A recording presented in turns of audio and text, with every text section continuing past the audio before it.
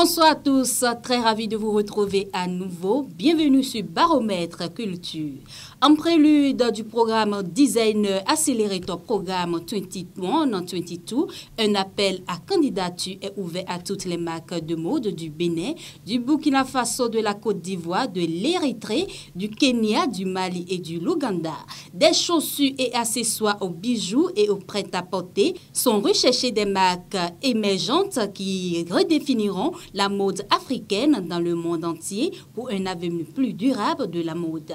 Ce programme accélérateur vise à soutenir des labels clean lined et durables basés dans les pays surmentionnés. Le programme est spécialement conçu pour ceux qui sont en affaires depuis au moins 5 ans et réalisent un chiffre d'affaires annuel minimal de 10 000 USD.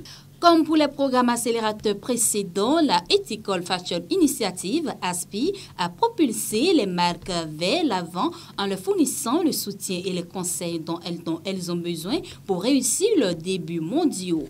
Préparer les marques à devenir prêtes à investir est l'objectif final. Pour postuler, rendez-vous sur l'adresse https://urlz.fr/f2l7 afin de remplir le formulaire avant la date limite du 31 mars 2021. Aussi vieux que le monde, le panégérique clanique est l'une des identités socio-culturelles du Bénin. On y retrouve une force sociale terrible. C'est une richesse de notre culture, une marque identitaire que nous nous devons de valoriser et vulgariser. Pour mieux le valoriser, Massim Ezi, promoteur de l'art visuel, a créé la marque de t-shirt Accor en collaboration avec la plateforme Enido Bemeton. Il a pu trouver la parfaite idée d'amener la jeunesse à s'intéresser et valoriser leur identité culturelle. À en croire Massim Ezi, nous avons lancé tout récemment la commercialisation des t-shirts ayant pour motif nos panégyriques claniques, puisqu'il a été constaté que de nos jours, les panégyriques claniques, des trésors pour notre culture, sont en train d'être délaissés par la jeunesse. Nous avons décidé de prendre à travers la mode pour attirer l'attention des jeunes Ayator, Zogbanou, Aïnon, sont quelques clans du Bénin. Il est donc important que chaque individu s'en approprie pour le valoriser. Toujours au Bénin, l'Assemblée artistique et culturelle étudiant EACE a effectué ce vendredi 26 février 2021 sa rentrée artistique et culturelle RACU pour le compte de l'année 2020-2021. Cet événement qui entend promouvoir l'art et la culture en milieu universitaire s'est déroulé sur le terrain de handball de l'université d'Abolmé-Calavi. Soleil, ange frisé du soleil pour un bond, par-delà la nage verdâtre et doux, des eaux de l'abjection. C'est à travers ces paroles dénommées cris de ralliement qu'un groupe d'artistes de l'EACE a lancé les activités de la rentrée. À cette RACU, Jules Azon-Itodé, directeur de l'EACE, est revenu sur la mission de son institution, la mission de l'EACE qui est de valoriser le patrimoine culturel et touristique du Bénin. Cela peut se constater à travers les différentes sessions de notre institution, affirme-t-il. Passionné de la mode, Marc-José Perrault a, au thème de sa formation, marqué son retour sur sa terre natale, la Martinique, où il a eu l'occasion de dispenser des formations organisées entre autres avec l'Office de la culture du Lamentin, mais également de nombreuses formations au GRETA, groupement d'établissements publics locaux d'enseignement, Centre Enor Caraïbes et avec la collectivité territoriale de Martinique, où la Chambre de métier et de l'artisanat. Cependant, depuis quelque temps, son sens élevé de partage le pousse à opter pour l'installation d'une école de formation. C'est ainsi que rêve ancien de fouler, la terre du continent africain revient lui trotter dans la tête.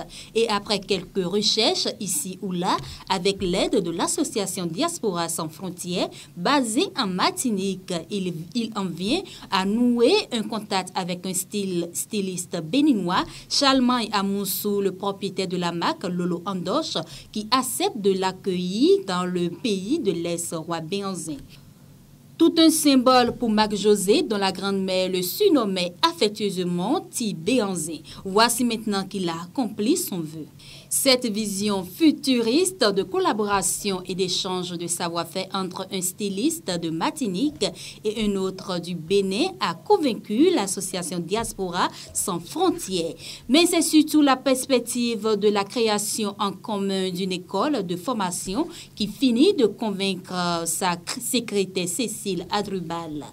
Et dans le but de garantir le succès du projet dans le droit fil initiative économique, sociale et humanitaire pouvant contribuer à l'échange de savoir-faire entre les professionnels de la diaspora et ceux du continent africain, conformément à la conviction de Saturin Dacouin, président de l'association. Il a signé une convention entre Diaspora Sans Frontières et l'entrepreneur styliste béninois.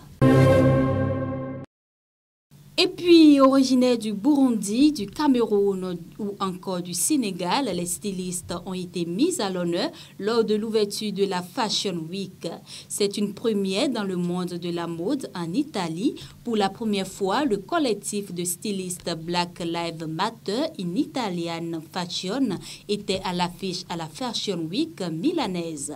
Plus tôt dans la semaine, le collectif antiraciste a même eu l'honneur d'ouvrir avec le collectif la renommée Semaine de la mode féminine automne-hiver. Un honneur qui arrive enfin pour Michelle Ngomo, la cofondatrice du mouvement. Si l'on regarde les statistiques, nous pouvons voir qu'il y a beaucoup de personnes qui sont de descendance africaine en Italie. Et cela ne s'arrête pas aux descendants africains qui font le ménage ou qui sont agents de sécurité dans les supermarchés, mais nous avons maintenant des descendants africains qui sont nés et ont grandi ici et qui ont été à l'école et qui ont étudié ici et qui ont donc cet héritage made in Italy, affirme Michelle Ngomo. Je pense donc qu'il est temps de montrer à la société que ce made in Italy existe. Les défilés de la Fashion Week milanaise ont beau se dérouler à huis clos en raison des restrictions liées à la Covid-19. Cette édition reste une consécration pour le collectif qui lutte depuis des années contre le racisme dans la mode italienne. Longtemps relégués à l'antichambre de la haute couture, ces stylistes d'origine africaine ont désormais toute leur place dans le monde de la mode. C'est sur cette île perdue au milieu du fleuve Niger, dans la ville de Koulikoro, que s'est tenu pour la deuxième fois le festival Anya, qui signifie la culture en langue tamashek. Directeur du festival Anya, Mani Anza est le fondateur du légendaire festival dans le désert de Tombouctou. Il a fait renaître son mystique festival disparu depuis 2012, tout près de la capitale malienne Bamako, sur une île de sable qui lui rappelle son désert natal. Ce festival est né d'une idée d'emporter un peu du festival du désert au sud du Mali parce qu'on ne peut pas le tenir pour le moment à Tombouctou. On a trouvé un endroit où on retrouve un peu le désert au milieu du fleuve Niger, à Koulikoro, à quelques kilomètres de Bamako. Les artistes du nord du Mali, des camps des réfugiés et du sud se retrouvent comme ils le faisaient à Tombouctou. Les amateurs de musique déplorent la disparition du mythique festival au désert qui était une énorme attraction touristique. Un festival qui a vu le brassage culturel des peuples du nord et du sud du Mali à l'image du groupe Sango Blue. Celui-ci fut fondé à Bamako en 2012 par des musiciens qui ont quitté leur ville natale au nord, Kidal, Gao et Tombouctou, après l'installation de la loi Charia car ils ne pouvaient plus faire de la musique. La tête recouverte d'ocre rouge, ces guerriers Maasai participent au rite final de passage du stade de Morane guerrier à celui d'aîné. Ce peuple d'éleveurs semi-nomades qui vit dans le nord de la Tanzanie ainsi qu'au centre et au sud-ouest du Kenya enseigne à ses hommes leur rôle futur dans la société Maasai. Un enseignement symbolisé par 3 rites de passage interdépendants de la communauté pour les jeunes hommes âgés de 15 à 30 ans. En 2018, l'UNESCO a inscrit les rites Maasai sur la liste du patrimoine culturel immatériel nécessitant une sauvegarde urgente. La communauté a été menacée notamment par les compagnies d'écotourisme qui, grâce au gouvernement et aux lois de la conservation, parvenaient à voler des terres pour s'en approprier les ressources. Les rites Maasai abordent les questions de respect et de responsabilité, de sauvegarde de la lignée. Ils permettent le transfert des pouvoirs d'un groupe d'âge au suivant, mais de plus en plus, l'émergence de l'agriculture en tant que source principale de revenus, les réformes du système foncier et l'impact du changement climatique de la survie du bétail fait décliner la pratique de ces rites. Et puis, Sofia Takaramoko est une jeune ivoirienne âgée de 31 ans et vivant en France. Ingénieure en informatique et maman d'un petit garçon, elle a très vite ressenti le besoin d'entrepreneur en lançant sa propre marque de vêtements Kassa Rafi.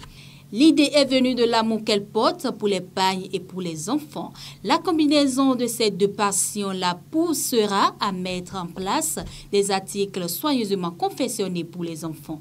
Tout est parti d'un constat, elle ne savait pas quoi offrir à tous ses amis qui venaient d'accoucher. Elle ne cherchait pas à impressionner, elle voulait juste trouver un cadeau particulier. Depuis, ses créations sont confectionnées et mises en vente dans sa boutique en ligne et sur les réseaux sociaux. Sur son site, elle possède 97% de satisfaction client, ce qui la démarque considérablement et atteste de la qualité de ses produits. La marque propose des produits comme des ensembles salopettes pour garçons et filles, des bombers, des culottes, des ensembles shorts, des robes kente, des pyjamas et d'autres. Le tout imprimé en wax. Bien qu'étant basé en France, précisément en Île-de-France, sa clientèle provient de tous les continents. Il suffit juste de commander sur le site et la marque se chargera de livrer, peu importe la localité du client.